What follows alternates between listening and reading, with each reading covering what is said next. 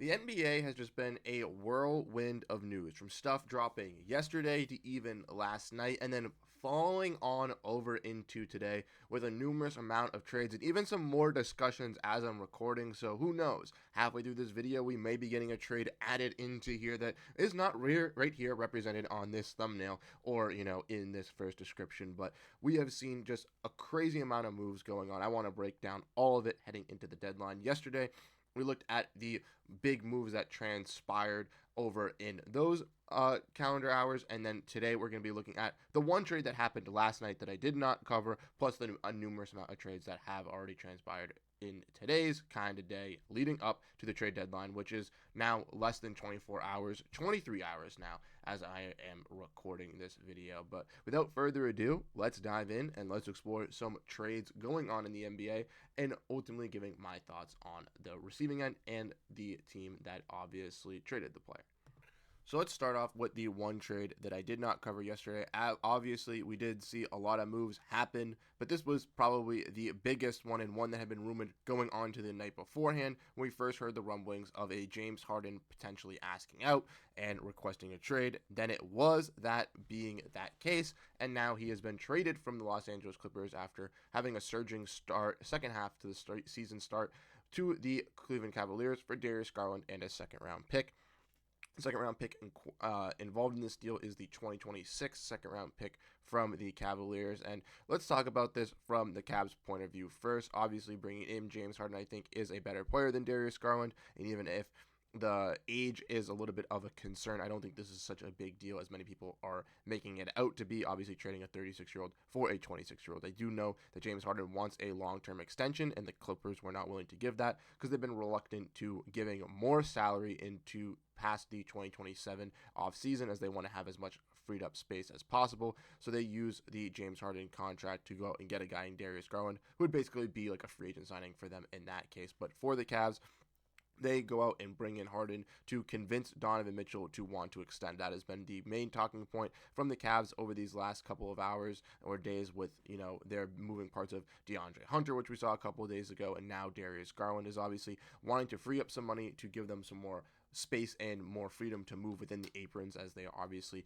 were in the second apron and severely handicapped, but also the possibility for them to keep a guy in Donovan Mitchell very happy and wanting him to extend, adding a guy like James Harden, who, even though Darius Garland is still a top tier point guard, obviously a little bit better at this stage, and especially with him dealing with injuries this season with his toe, I think is a great filler in player for Darius Garland. Can do a lot of Garland can do, but as a lot better lob threat and a great passer, which he'll look very, very solid alongside Jarrett Allen and Evan Mobley if both of those guys are still on the roster coming out of this deadline. So for the Cavs, they obviously save a little bit in the luxury tax here, save a little bit on the contract itself, swapping Harden for Darius Garland. And yes, they maybe accelerate their timeline a little bit by a couple of seasons, but I don't think it's by too much. And they ultimately get a player in Harden who's going to fill in for Garland, who's had some injuries this year and maybe not have been ready for the playoffs or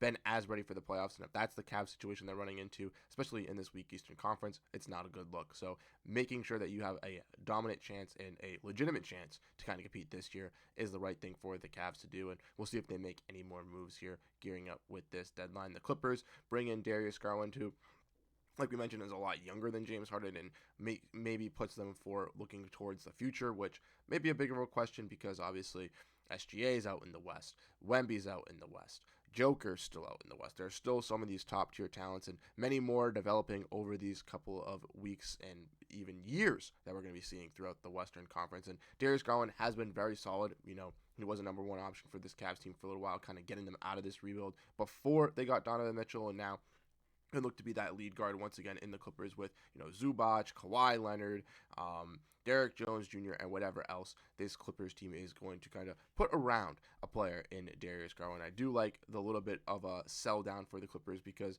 even though they're kind of in that play-in mix, they would have been competing for a lower tier playoff spot, and it wouldn't have been enough, ultimately, in my opinion, to really convince this team to kind of go all in to where my predictions were at the beginning of the year, where I had them as like a 4th-5 seed. But I do think Garland is probably the best player you could have gotten, especially for a guy in James Harden who is 36 years old and is demanding out of a trade. Getting a guy in Garland is still very solid. The obviously main concern is the injury issues, but Garland played 75 games last season and, is a former two-time All-Star. He's at 26 years old. A lot of people are calling him washed. I don't believe that's the case. I still believe that he still has some opportunities to get through these injuries and become a top tier guard in the NBA still. And sometimes some guys just need new scenery to kind of get out of that funk, to get out of maybe some of those injury ruts. And maybe that's a similar case here with Darius Garland, who goes to the Clippers, and maybe they can do a little bit better with him leading in that guard rotation. I honestly think this is kind of a win-win trade. Ultimately, I think it's a little bit better for the Cavs because obviously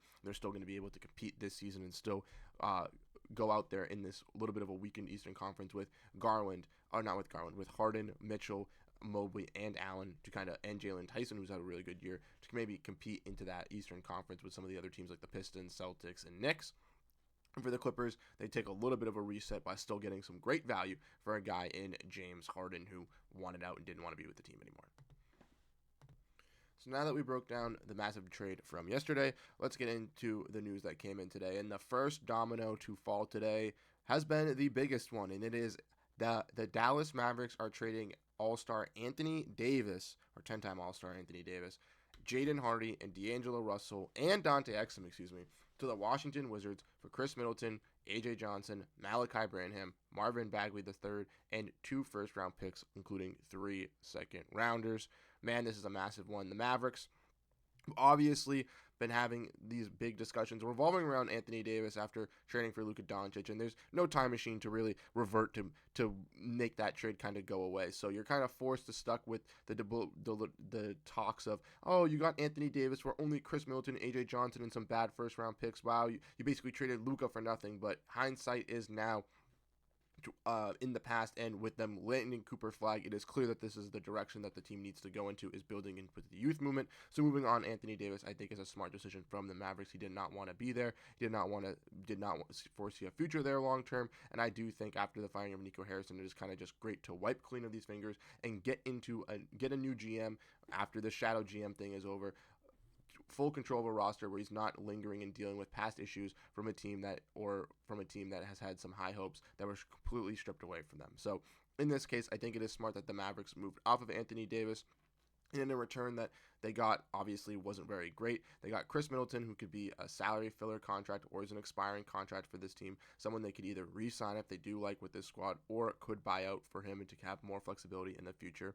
AJ Johnson and Malachi Branham, 2 younger guys that, haven't really been those prolific stars or anyone that really write home about, but could be, nice rotational players for a Mavericks team in a couple years, or just fringe guys that the Mavericks can take flyers on. Johnson was a first-round selection with the Bucks a couple seasons ago, has been a nice athletic talent as a downhill driver and a pretty fast guard, a little bit weaker on the defensive end. And then Branham, kind of similar with the Wizards. He was traded from the Spurs, and A.J. Johnson was traded from the Bucks. A.J. Johnson actually traded with Chris Middleton from the Bucks to the Wizards last year for Kyle Kuzma. Malachi Branham, I believe, was involved in the Kelly Olynyk deal that was sending Olynyk from the Wizards to the Spurs. But Branham, kind of a three-point scorer, offensive creator, someone that's pretty solid with the ball in his hands. I think could be another, three-point scorer to put alongside Cooper Flag, and this team could be pretty solid. And then Marvin Bagley, I know he's a former number 2 overall pick, didn't really look great with the Kings, but these last couple of seasons for the Wizards, for the Grizzlies, has been a solid backup big man and someone that I viewed as a possible addition for maybe a competing team on the trade market there. Maybe he is eventually rerouted from the Dallas Mavericks, to another team, but he could be a solid backup big to play alongside guys like Daniel Gafford, Derek Lively. I know he's been out for the year, to have as a backup big for this Mavericks team, I think could be very solid, could be a potential piece for the future as well. The 2 first-round picks they got were not very highly valued. It was the OKC first-round pick in this year's draft class, which is going to be the 30th overall pick, and then obviously another first-round pick that is, I believe, very, very protected. Yes, it was the 2030 swap from the Golden State Warriors that they also traded alongside 3 second picks. the ones that were a 2026 second rounder via Phoenix, a 2027 second rounder via Charlotte, and a 2029 second rounder via Houston. Ultimately, not many great picks in my eyes that are going to be given up. It is basically just a salary dump for Anthony Davis, as the Dallas Mavericks want to just get off of this contract, get out of this situation. And even though they did lose Luka Doncic, a franchise player who brought them to the finals, they now have Cooper Flagg that they want to look into the brighter past, into the brighter future, and forget about their dark, gloomy past that they recently just tore up to get Anthony Davis. So they move off Anthony Davis for some salary filler. Like I mentioned, AJ Johnson, Branham, Bagley could be some solid guys that maybe crack this rotation or stay as long-term fits around Flagg. Maybe even Middleton as well as, a nice veteran for this Mavericks team in the locker room. But ultimately, I do think that the Mavericks are just kind of, getting rid of Anthony Davis here and just wanting to rewrite that next chapter, and that's the move that they should do. And then for the Washington Wizards, and it stinks that they couldn't get more valuable with Anthony Davis being hurt, and who knows if he's coming back this season, it does make sense for them to get low value. And then for the Dallas Mavericks here, they're bringing in Anthony Davis, Jaden Hardy, D'Angelo Russell, and Dante Exum. Exum has been out for this season. He might be even a possible waiving opportunity for the Mavericks or for the Wizards here. But they bring in D'Angelo Russell, who could also be a veteran minimum buyout contract as someone to go to a championship contender, as he has not been great for the Dallas Mavericks this season, being one of their highlighting offensive free agency signings to really help this team with Kyrie Irving being out, which was kind of funny. But Russell obviously just statistically hasn't been that great, has been very inconsistent, and in my honest opinion, has had his best days behind him. Maybe as a bench scorer for a competing team, he could be fun, but he has to accept into that role. Jaden Hardy has been a fun, intriguing piece that the Mavericks kind of bought into, but one that they had looked to move off of alongside Olivier Maxence Prosper this offseason to make some more flexibility for their roster.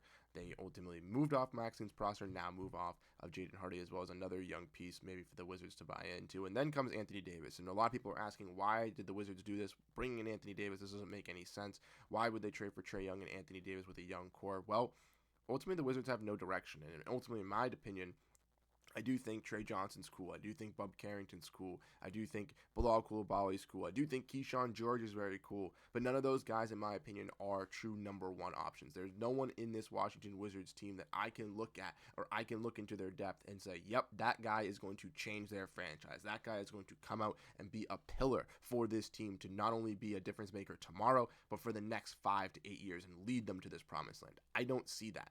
So might as well, when you have so much money in free agency money and your team in Washington who is going to be bad and not be able to convince players to come to your team, to trade for these guys, right? And to try to do something like that. And that's what they did with Trae Young, only trading CJ McCollum and Corey Kispert for him. And now they do something similar with Anthony Davis, trading just Chris Middleton, AJ Johnson, Malachi Branham, and Marvin Bagley. Basically, Chris Middleton as a salary filler and some younger guys that they've just accumulated in other trades that they're willing to attach to move on to bring in Anthony Davis. And the Wizards did this once again with Chris Middleton, right? They brought in Chris Middleton for Kyle Kuzma. They brought in CJ McCollum into this team as well in the Jordan Poole trade. They're known for buying in on veterans or buying in on guys that maybe haven't been that great and using them to flip for other assets down the line.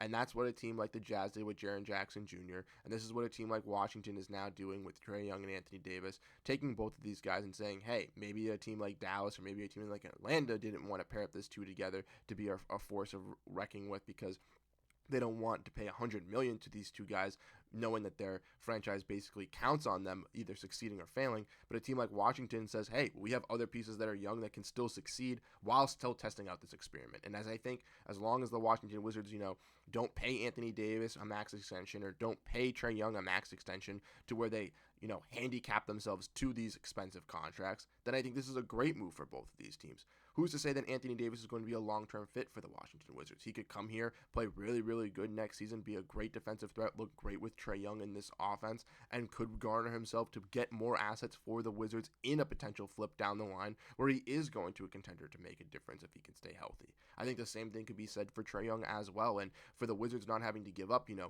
Bub Carrington, not having to give up Bilal Coulibaly, not having to give up Keyshawn George, not having to give up any of these young assets to acquire Anthony Davis, when just a couple weeks ago it was floated around that he was going to go to the Atlanta Hawks for Luke Kennard, Zachary Rezar-Shea, some potential firsts, and Kristaps Porzingis. I think that the Washington Wizards got a massive a great deal and a great swing on a player, right? Like teams like the Wizards, teams like the Jazz, even a team like the Hornets, which we'll talk in a little bit, they have to take these swings on these players because they're not guaranteed to get big free agents or meanwhile any free agents to want to go and sign with them. So I do think for the Wizards, this is a great move, especially even if you have to take on some contracts like Hardy, Russell, Exum. It doesn't really matter. The contracts that you basically gave up in Johnson, Malachi Branham, and Marvin Bagley weren't part as of your future. They were just kind of rotational guys that you were trying to hit on, didn't necessarily hit on them. Now you get to restrike that clock with Hardy, Russell, and Exum, and then also bring in Anthony Davis to see how that works out. And I do think the pairing of Anthony Davis and Alexander Sarr, who a lot of people have been giving a lot of praise for Sarr for his defensive rim pressure and growing on that side of the ball this season, I think will make it a lot easier for him and the Wizards to have him play that true natural four that they've wanted him to play, and he's wanted to play for this Wizards team as that offensive hub big, which will be very nice when he complements Anthony Davis in that front court. So I really like this move for both teams here. The Mavericks, obviously not as much because you talk about value, you talk about, oh my God, they traded Luka Doncic for Chris Middleton and a bag of chips, but I do think for the Mavericks, it was smart to finally move off Anthony Davis, and I do think it was great for the Wizards to buy low on a guy in AD who maybe could be a great piece for their future in the long run, but also could be a great asset as well. Now here it gets into another big one that happened today as the Sixers traded Jared McCain to the Oklahoma City Thunder for a 2026 Rockets first round pick and 3 second-round picks. Now, those second-round picks, let me check what those. So the picks that are included in this are the most favorable of Houston, Oklahoma City, Indiana, and Miami in 2027, Milwaukee's in 2028, and OKC's in 2028. Honestly, not a bad haul for the Sixers here. I'll talk about them obviously first. They're just bringing in some more draft capital, maybe to use to attach to maybe a guy like Paul George down the line, maybe to use attached to a guy like Joel Embiid, depending on his contract looks. I know he's having a great little bounce back this year, but who knows towards the future of his contract when that with it being a max, how that really looks. I do think the Sixers kind of doing that, especially for a guy in Jared McCain who kind of has fallen out of this rotation, obviously was injured to kind of start off the year and for the end of last year after having a great rookie season, but just hasn't really been able to find his efficiency really get going for this 76ers team, and with Maxey and VJ Edgecombe kind of being those lead guys and especially playing similar positions at the guard position, it's kind of hard for your three best players to all kind of play the same role for this squad, and I do think it was smart for the Sixers to move off of him, especially to get more draft capital because they can use this now open roster spot to convert either Dominic Barlow or Jabari Smith, two players that have been playing very, very solid for them on two-way contracts, to their standardized deals. And we'll definitely see the Sixers, I think, still make some more moves around the edges to do so in that regard, and I think that'll be smart for them to convert those guys because Barlow, Jabari Smith have been very, very good for this team. And then you also have, some other guys like Andre Drummond or maybe even Eric Gordon, who I don't really think really hold much value to the 76ers at this point. And then for the Thunder, the rich just keep getting richer. They have all these first round picks. They have the multiple seconds, so might as well use it to go get a guy like Jared McCain, who hasn't been looking really great for the Sixers this year, but after a solid first half of his rookie season, showed you that he could be a very solid three-point scorer. And for the Thunder, they desperately need more ball creation, another ball handler, and some more three-point scoring. Specifically with Shai Gilgeous-Alexander, getting now injured with an abdominal strain, I believe, or something like that. Shams Charania tweeted out. I was working today, so I didn't really get to see much, but that came out right after this trade, really hinting that he's going to be out for the All-Star break, and, adding that the Thunder need another guard in this rotation. So adding a guy like Jared McCain who could create on the ball, be another shot creator and three-point scorer for this team, I think will be very, very good for the Thunder here. And once again, maybe they use him as a luxury piece, as a continued role player, but also can use him maybe if he does get a little good to be a potential trade piece down the line as an attachment with some other things to fill out their roster in a better way. So ultimately, Sixers and the Thunder would get this deal done, and this was a small deal that did transpire, but there were some inklings from another deal that just happened that kind of coincide with this one, but not necessarily, as we've seen from reports from Jake Fisher and from Mark Stein and from Keith Smith, that they aren't all together. But the Chicago Bulls are trading Kobe White and Mike Conley Jr. to the Charlotte Hornets for Colin Sexton, Ousmane Dieng, and 3 second-round picks. Now, you may be asking, how did Ousmane Dieng get to the Hornets? Because he wasn't on the Hornets, he was on the Thunder. Well, for the Thunder to do this deal, they had to either A, waive someone or create a roster spot. Therefore, for this deal to go through, for the Sixers deal to go through, the Hornets then had to send, obviously, Ousmane Dieng and a second rounder from the Thunder for Mason Plumlee. Then Dieng went to the Hornets, was there, and then now is being rerouted from the Hornets to Chicago with multiple transactions. We will go over this just a little bit. Ousmane Dieng for Mason Plumlee, not really much of a difference. Thunder didn't really play Dieng last year. It was used as a possible trade candidate. They just move off of him as an extra, just to bring in Jared McCain to have that freed up roster spot. They will look to waive Mason Plumlee. For the Hornets, they take in Dieng for Mason Plumlee just because Mason Plumlee has been hurt, hasn't really been playing for them. They don't need that third center, and they've had younger guys outplay him like Moussa Diabate, Ryan Kalkbrenner. Would rather go into that youth movement. So they move on from Plumlee and take on Dieng in that process. And then by doing that, that then allows them to then trade for Kobe White and Mike Conley Jr., trading away Colin Sexton and Ousmane Dieng with 3 second-round picks. I really like this for both teams, ultimately. The Bulls, will start off with them. They're bringing in Colin Sexton and Ousmane Dieng. The first wing, I think this team has brought in besides Darius Saric, who they did flip. We'll have to wait and see if they also flip Ousmane Dieng. But for the Bulls here, they're just moving off of Kobe White and Mike Conley Jr., 2 guards that they had, or Kobe White, 1 guard that they've had on the team for a while, but Mike Conley, 1 that they had brought in for the Jaden Ivey, alongside Jaden Ivey for the other trade that happened yesterday involving Kevin Huerter and stuff like that. The Bulls have been basically involved in a lot of trades, so I'm sorry if I get the Bulls confused with a lot of their deals, but they take on Colin Sexton, trading expiring contract for expiring contract. Ultimately, Kobe White being a little bit better than Colin Sexton, in my opinion. Maybe not 3 second-round picks better, but still a solid combo guard, playmaker, someone that could really fit in for this Hornets team as a true 6-man with LaMelo Ball and Con Knippel, not to mention that Kobe White is also a former North Carolina native, played high school there, obviously played at UNC, so hometown kid kind of going to his hometown team will be pretty fun for the Charlotte Hornets. For the Bulls, they get Colin Sexton, who's bounced around a little bit here and there over these last couple of seasons, was in Utah, traded for Yusuf Nurkic, brought into this Hornets team to kind of be that 6-man for this team off the bench. Now he's being rerouted to the Bulls, and from what I've heard, him, Anthony Simons, who's traded for Nikola Vucevic, and even Ayo Dosunmu are still available for this Bulls team as we gear up for this deadline going into tomorrow. So keep an eye out on those guards, because the Bulls, I believe, have like 10 guards on their roster right now. Can't hold all of them. A lot of expiring contracts, so maybe looking to use those expirings to flip for some other money, or maybe even some long-term money to help out some other teams and getting some additional draft capital. But the Bulls, again, take a flyer on Sexton, who I think could be pretty solid for plenty of good playoff teams or anybody coming off the bench in a 6-man role. But for the Bulls, maybe not really, just because of how many guards they have.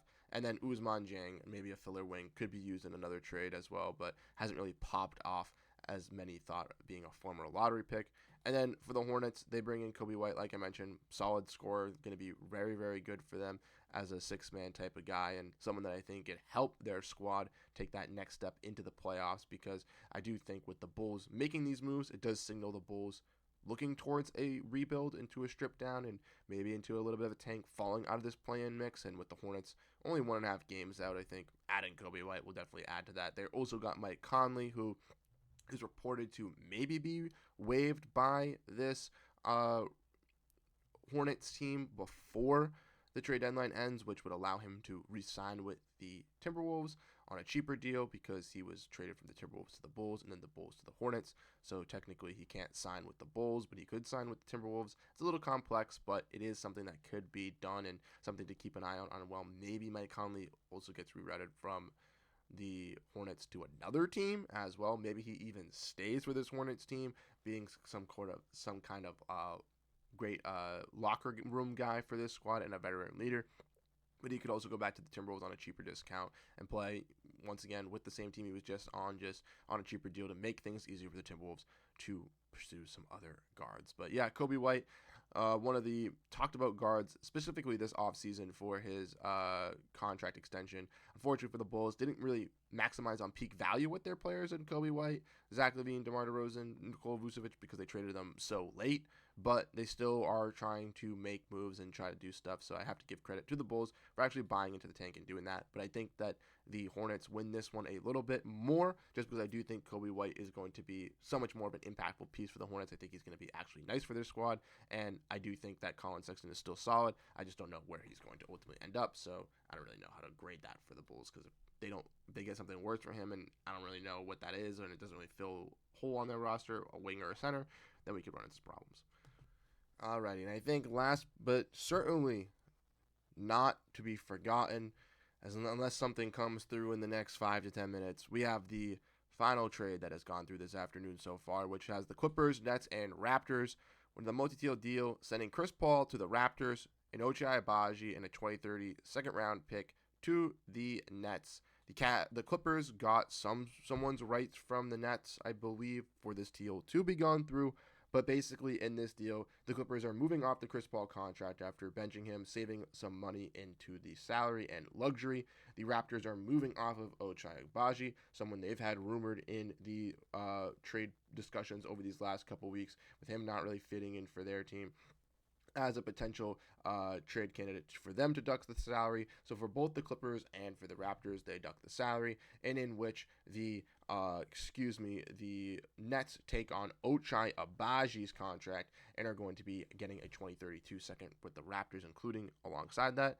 I mean, you get cash, you get a 2032 second for taking on an Agbaji contract. I don't think that's bad for the Nets, who have an abundance of salary cap as well, especially with Agbaji kind of being a 3-and-D kind of combo guard type player, right? Like coming out of Kansas, he was a pretty solid 3-point scorer from shooting from the corner, but was known mainly for a lot of his defensive and hustle attributes. And for a team in the Nets who we see have guys like Michael Porter Jr. and Yegor Jemin, who have been very, very solid for them offensively, they don't really have a lot of those defensive infrastructure pieces. And I think for a lot of those guys in a lot of those teams, you kind of need to have the combination of both. And I think for the Nets, finding some of those defensive stoppers and guys that can be, just those hustle and do it all for guys instead of just offensive creators and scorers is nice for their rebuild, and something to take a flyer on with Agbaji there coming out of Kansas from a couple years ago. So I do like this move for the Nets, just once again, just taking a flyer. The Raptors are said to be waiving Chris Paul. Now, it's not saying where he's going to go, but that is going to help the Raptors, one, drop below the luxury tax for moving off Agbaji, but also waiving Chris Paul and just freeing up some more money for them. They now, I believe, they'll have one roster spot open, so maybe keeping an eye on them for a potential buyout candidate or something like that to maybe even fill in some of those replacements, or maybe they get involved in a John Morant or DeMontis Sabonis trade over these next less than 24 hours here leading up to the trade deadline. But in this deal, it's kind of a smaller one, but one that I want to talk about just because Chris Paul has finally been freed.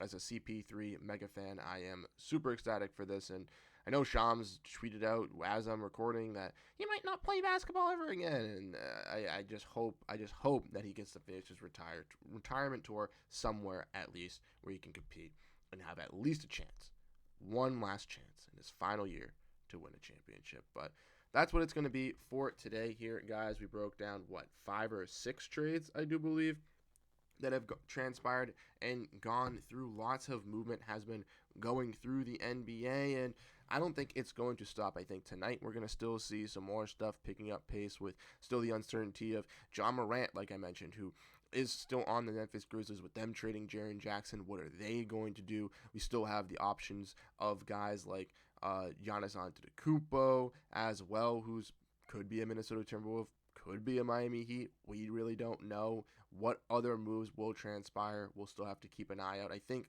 still, even if those big names don't get moved, maybe if we only get one of Ja or Giannis, I still think that there's going to be a lot of the smaller fringe guys on the moves, right? Guys like Jared McCain, the Kobe White kind of trades that we did see today, even like a Vic Krejci trade from a couple days ago for Drew Brees. I do still think those kind of moves will be out there. A lot of teams will be looking to duck the tax, so keep an eye out on what teams use those TPEs to allow that to be done so, and that will be some very fun things to keep our eyes out for NBA fans. But yes, tomorrow, trade deadline, we'll have another video dropping tomorrow because I do have to work later today, so I won't have enough time to get another video today. So if any more trades happen today, unfortunately, won't have a video on them. They will be in tomorrow's video, maybe a little bit in the early morning, depending on how many trades go through. And then we'll have a full trade breakdown going over everything Thursday, and that will be absolutely great. And then, yes, I will start making more videos here on the channel. I'm not just going to be doing trade videos. That's kind of lame, but I've had the time to be able to do these videos recently, and then starting in the month of February, I know I said I was going to do it in the month of January, I'm going to start buying back in, doing at least one video a week, hopefully trying to do 2 here on the channel, just talking regular basketball and just breaking down certain teams, trying to get certain guests on here. I think it would be very fun to kind of have that type of discussion here on my channel, and I think it'd be really, really great. So thank you guys so much for tuning in and showing your support. It's a 30-minute video, so don't know if anybody's made it fully to this point, but I really do appreciate it if you did. Make sure to hit that like and subscribe button and let us know your thoughts down below in the comment section if any of your teams made a trade here over these last 24 hours since I've recorded last. And thank you so much for letting me hit 250 subscribers. I really do appreciate it. But thank you guys. I'll catch you guys tomorrow for some more NBA news. Peace out, everyone.